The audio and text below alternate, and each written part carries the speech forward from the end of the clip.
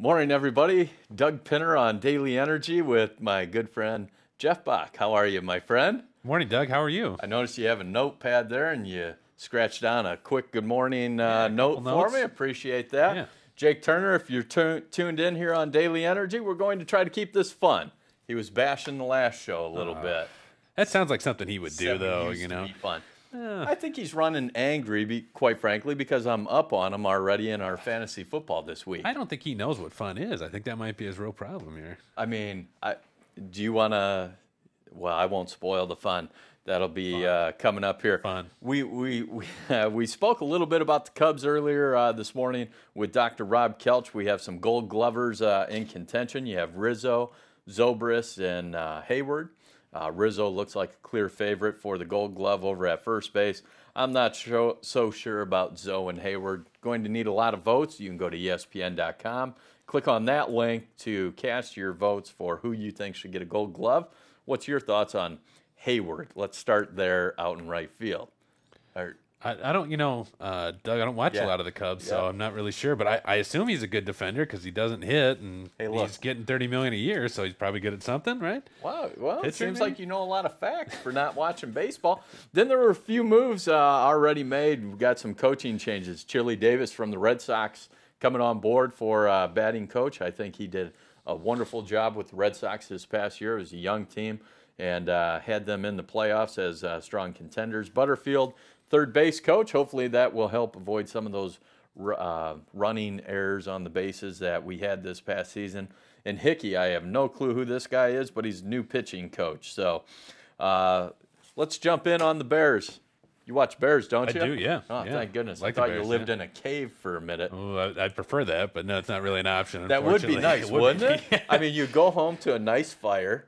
Relaxing, I would think, probably have some roasted meat. I mean, not a lot of cleaning. I mean, you're outdoors, Why clean? Yeah, I mean, it's going to be messy anyway, right? Just, live in the cave. You have one outfit. I mean, then you can, go out and watch football, right? Come home, live in the cave, go out, watch football, just keep things kind of separate. Very simple. I think very simple lifestyle. Yeah, look for a cave now. Bears fan? Sure. All right, 3-4, the Bears. What's your thoughts on the Bears this season? Like the way they're headed. A little concerned. I'm ripping this takeoff from somebody else, but a little concerned that, like, by the time, a couple years from now, when the Bears are ready to be good again, they're going to have to pay Trubisky all the money, because now they've got a good quarterback, a good defense, a good running game, but no one to throw it to. What a great segue into one of the pickups the Bears just made. I think a lot of Bears fans are just like you. I think we're sitting back, watching what's happening, taking that information in. I think Howard's doing a great job as a running back. The defense has stepped up. They kind of look like the Bears of old. What'd they do? Scored 2 touchdowns last week? They did, yeah. Last Sunday? I mean, that's... 2 75-yarders, man. Pretty exciting stuff. I bet they're going like hotcakes on fantasy football this week for defense. I would think so. I mean, Baltimore looked pretty solid on defense. Oof. I think they took 2 of them back to the house as They well did. last night. Oof. That big lineman caught it right for, I mean, great hand. Anytime you can see a big guy score a touchdown, it's great, but I just love watching him truck into the end zone, and then, like, the offensive linemen are trying to catch him, That's what they should do, right? Have only race? Well, no, have only players that are over like 250 or 300 pounds play, and just see how those guys could do in the skill positions. I mean, that'd be fun. You might be onto something. Shorten the field, obviously. Yeah, that's a good idea. Those guys would die because they come back from commercial break, and this guy's got like 8 oxygen masks around him, and he's just sweating bullets. So I do think a lot of Bears fans are sitting back paying attention. I agree with you for once. Trubisky, I do think we're going to have to pay him a lot of money when his contract comes due. And I think that'll zap some of the cash out there to keep notable players around him to make the Bears good.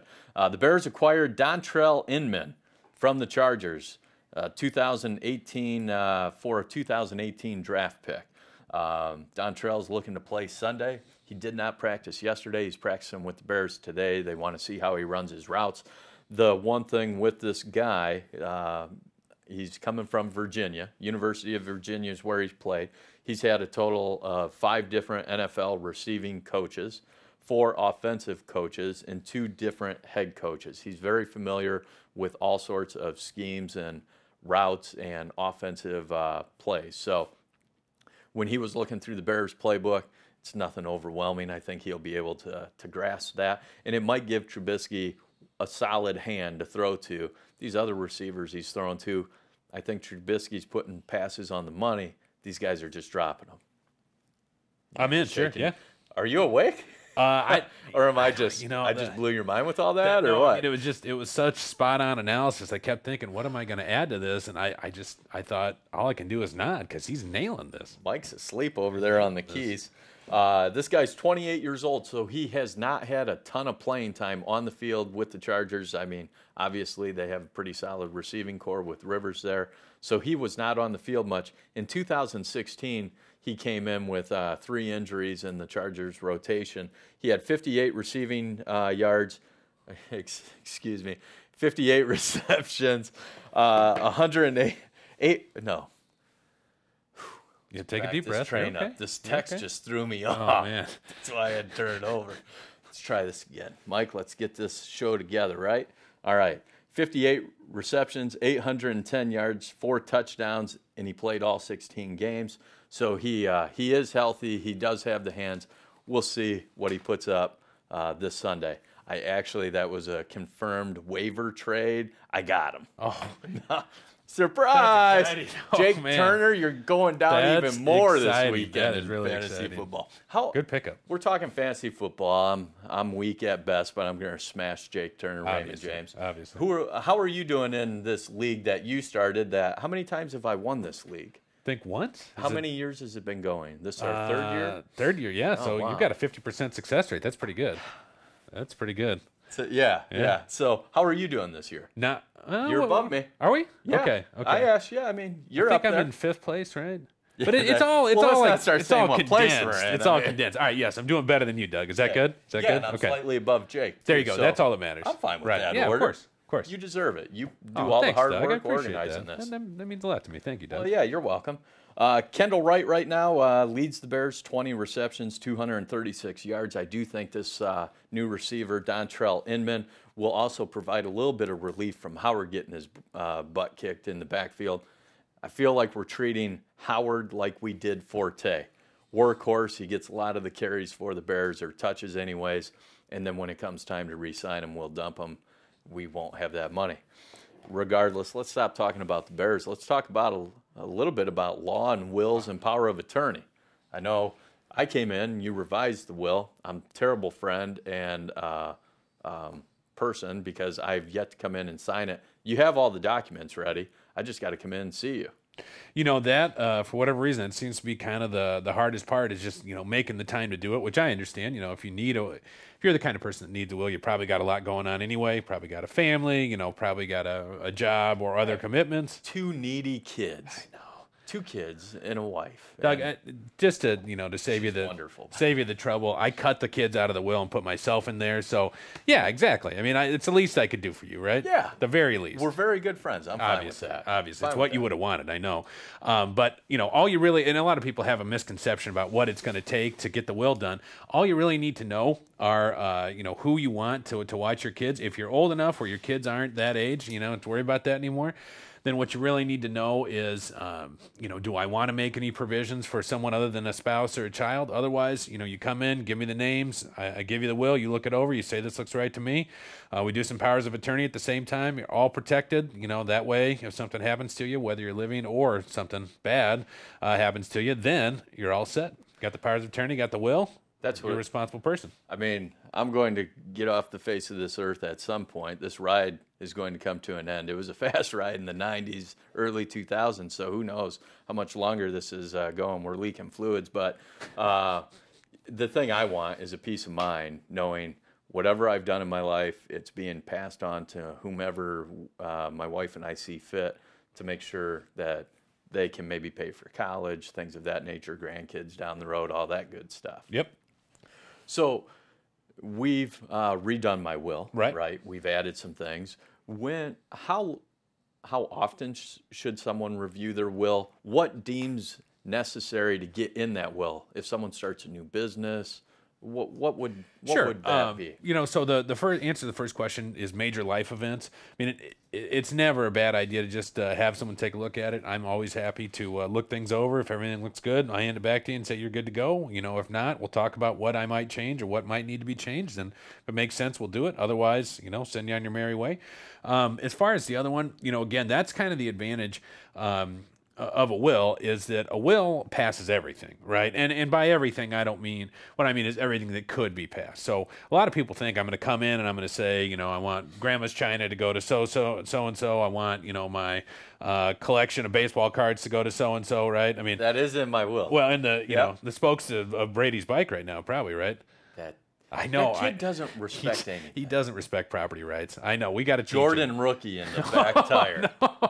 No, but certain things don't pass under the will, of course. So like your life insurance, you know, if you go see Jake Turner, Raymond James, your investment accounts, those don't pass through the will. Those have a contractual relationship where the company, you know, passes them on without going through the will. Same with joint tenancy. So, you know, you and your wife, the first to pass, that's usually the cars in the house are going to be passed through joint tenancy. Again, you don't look at the will for that. Joint tenancy means The Malibu. I don't mean to interrupt you. the boo. It's got to go to some historic museum. That's a good point. I just got a phone call about that. The Wheels of Time. The Wheels of Time out in Dunlap.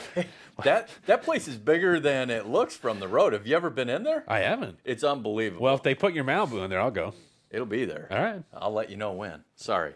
Continue on. No, we were just talking that, about revising the will. Just that certain things don't pass through the will. So, of course, when you come into the office, we always talk about all this. We make sure you have a good understanding of what the will does and what it doesn't do, how everything works, and then what, you know, any changes you might need to make for any beneficiaries, whether it be life insurance or whether it be, you know, investment accounts payable on death accounts after you leave the office. Again, the big thing is protecting, you know, people our age, protecting your kids, right? You know, if something were to happen to a couple and they didn't have a will, neither one of them had a will, you know, it's not like the money would go directly to their kids because children under 18 can't own property, but it would be held in the type of like fake guardianship account until they turned 18. Doug, I can't speak. Someone to manage. Correct. And I can't speak for you, but, you know, when I was 18, I did not make good financial decisions. You know, I made terrible financial decisions. Well, that's true. Doug, you know, ever since you were a young boy, you've been making very smart financial decisions. I had a paper route when I was younger. I really worked my butt off for that $3.60. And if they didn't pay me, they didn't get their paper. I'll just leave it at that. You had to go around with that little book on the rings and collect and everything? Yeah, terrible. Yeah. Yeah. Why would they give a kid that much responsibility and cash? That's a terrible idea. That's a really good point. So you are the exception to the rule. You did make good financial decisions when you were younger, but again, the point is you want your kids covered, both with, you know, the thing is, you know, you protect them financially and you also give some peace of mind to your family. You know, I think we'd all like to think that when we pass on, you know, 10, 20 people will be lining up to take care of the kids. And, you know, the nice thing is if that did happen, now you've designated. Now you said, you know, I think you'd all do a great job, but the ones that we'd really prefer are so-and-so. Just gives everybody a good peace of mind as far as what you wanted. You know, it's amazing how after people aren't here anymore, you know, what they would have wanted and what they did do kind of gets twisted around to fit, you know, whoever's the one saying it. I know this is on a very large scale, but if you look at who's the guy that sings Purple Rain? Oh, Prince, yeah, sure. Prince, sure. Yep, there you are. So, I mean, look at how, I mean, that turned into a debacle. It tore the family apart. Yeah. I mean, I'm sure this happens every day on a much smaller scale between children and money. Unfortunately, I think money gets in the way a lot. It does, and yeah. I do think if you could, anything I can do to make my life easier, my kids' life easier, my wife, to have it clearly spelled out, well worth the time. And quite frankly, everybody, you might think this might be an elaborate process. Seriously, I went down and I visited with Jeff in his conference room. I wanted to get on that unicycle when you walked out. You should. You should have. Well, I might do that. Yeah, you should. Okay. But I didn't. It literally took less than a half hour. It's 2 appointments, Doug, half hour to come in and talk. I send you the drafts of everything. You look it over, assuming everything looks good. We sign it. If it doesn't look good, make a couple changes. Then you come in and sign it, another half hour. 2 appointments, $300, you know, probably an hour in the office, and then, you know, however long it is, $300. Yeah, however long it takes you to read, not you, but the person to read. I knew I was going to trip on that one, so. God, no. I'll just keep talking while you write whatever nice note you're going to write to me, Doug. But that really is all it takes. 2 half-hour appointments. Again, you get the documents in the mail. You review them on your time. I've had people that are very motivated to get these things done, and we do it in a week sometimes. For whatever reason, the strong motivation seems to be, my kids are now 10, 8, and 6, and this is the first time we're going out of the country without them.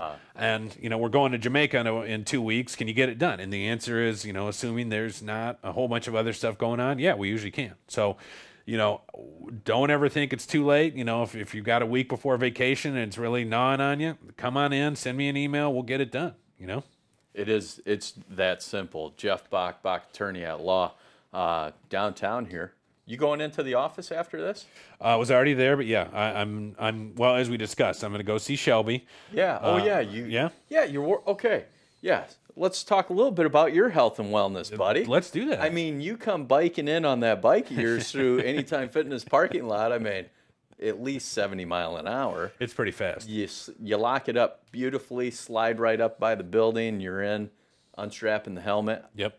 With the cool sunglasses. I got a photo. I was going to say, if you could post that on the Daily Energy page, that'd be great. Hold up close to that camera. That's not a bad idea. I'll look for it. But all right. What are some of the benefits? Why did you start working out with Shelby? And, well... No, Doug, I understand I understand your question, Doug. Yes, I understand your question. No, I've... This is okay. So I've been out of college for 15 years now, right? So I know it's hard to believe. So back in college, didn't work out, ran a little bit, got to law school, started working out. My brother was big into working out, so lifted and did all that stuff. And then, kind of when I had less time, kind of when life intruded, it just kind of got to be on the back burner. And then I was kind of working out once a week. And, even that was kind of half-hearted, doing the same stuff, just in a rut, right? Yeah. And when you're doing the same stuff over and over again, your mind is like, this is boring. I'm tired of this. I don't want to do it anymore, right? So I finally, you and I have known each other a couple years now, and I've been to your gym a couple times, and got to know Shelby better over the summer, and just kind of got to a comfort level with him where I was like, you know what, I want to try this out. Let's see if this, is this guy really the best of the best? And I mean, I've been nothing but pleased with it. And yeah, every time I go in, Shelby's got a workout designed for me. It's never like, what are we doing today? I don't know. I don't have a plan. Shelby's always got it planned out. Shelby always, works with me on the weight and everything, makes sure that it is challenging enough, but not like so much where I'm like, oh my God, I can't do this. So, for me on the bench press, usually 10 pounds a side, just real light, that's about all I can handle because I'm feeble. But no, in all seriousness, Shelby does a great job managing the workouts, keeping you fresh, keeping it new. Maybe we've repeated a couple exercises, but I mean, there's just so many things out there that I had no idea about, And I know you like to bike. True. Remember, I pass you on trail and I'm waving, you just keep on going, and then I threatened you, and now you wave like 500 yards in advance. I wave to everybody now, Doug, because I'm just not sure. If it's you, I'm like, it could be Doug. Dressed up as that old guy on a bike with the basket. But I know you already had cardio in place, and you were riding quite a ways, like 20, 30 miles on the weekend, if I'm not mistaken. So what benefits do you see riding the bike after? I'm sure Shelby's got you lunging and squats, lower body, core. Do you find that you're able to bike? It's not as fatiguing, or what's your thoughts?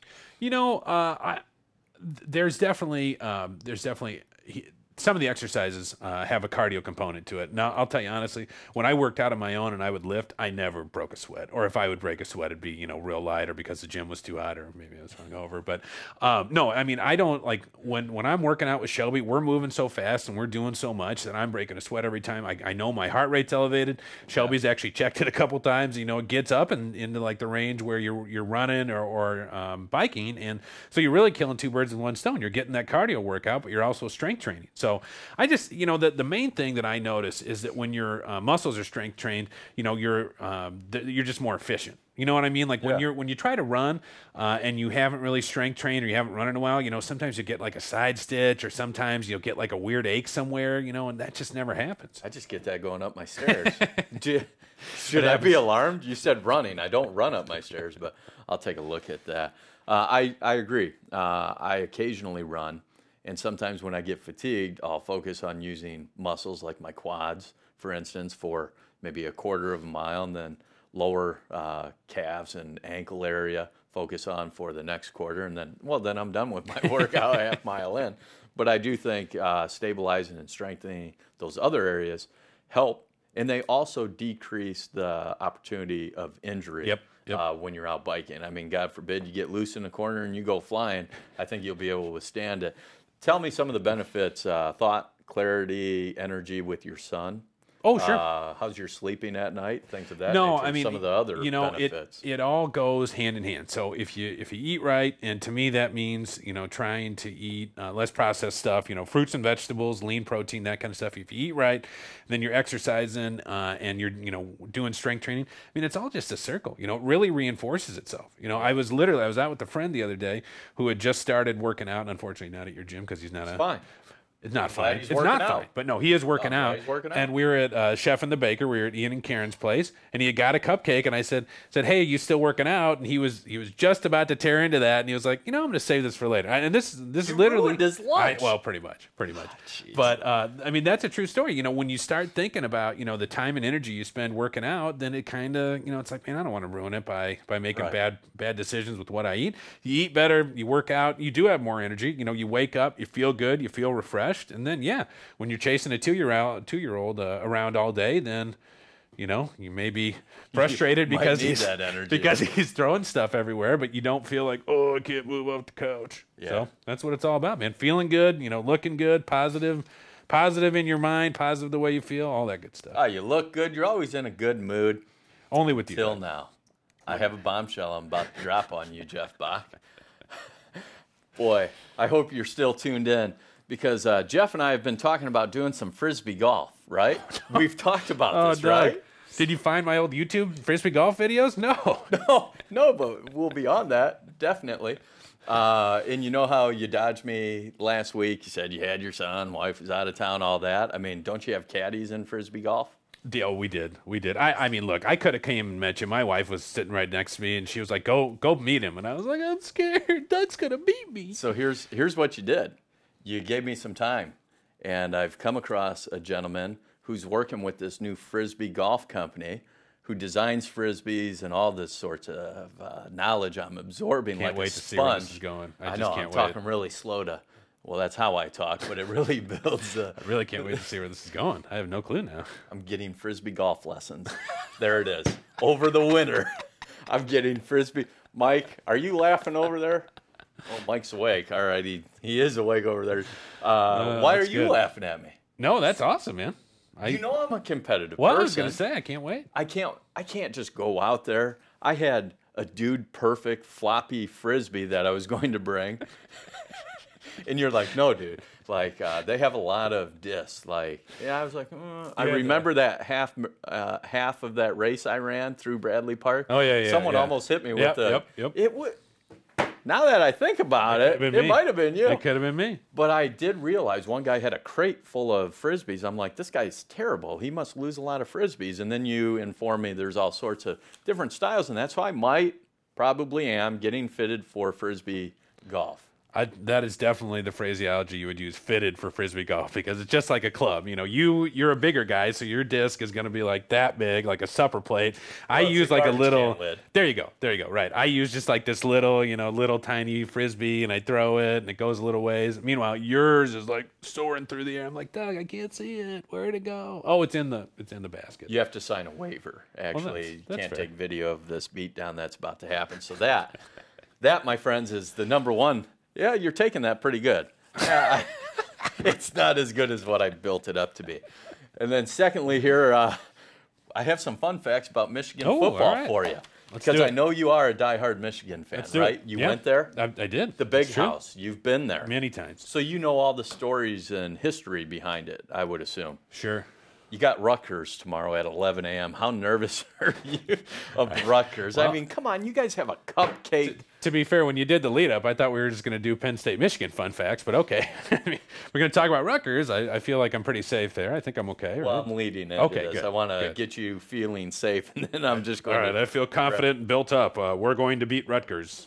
Well, you guys are 2-2 in the conference, 5-2 overall. I think you guys will handle Rutgers. I do think you guys better get some offensive things figured out sooner than later. Wouldn't hurt. I think Harbaugh will get that defensive side of the ball. I think you guys will stay strong. Just some fun facts about Michigan. It's nothing degrading, I promise. Stadium was built back in 1927.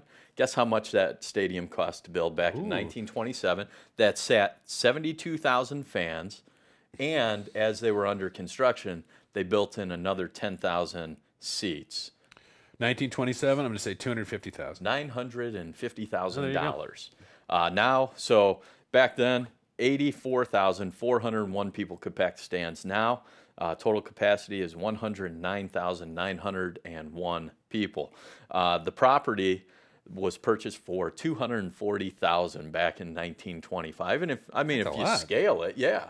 Doesn't sound like much today, but that was a ton of money back in the day. So Michigan, I think the boosters have been extremely active in that there was a natural water spring under the field from actually the whole property that they purchased had an underground water spring that they did not realize until they started building the stadium, and it acted like a quicksand, and it actually swallowed up a crane that, myth has it, still under that stadium today. What? Isn't that crazy?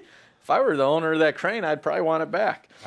So the way they funded this back in the day, they sold 3,000 bonds for $500.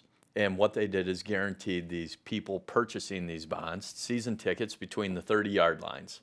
And that was guaranteed from 1927 through 1936. Funny. As they were getting ready to pay out on these bonds, the Great Depression hit, which rendered not one penny being paid back on these bonds. Really? Yeah.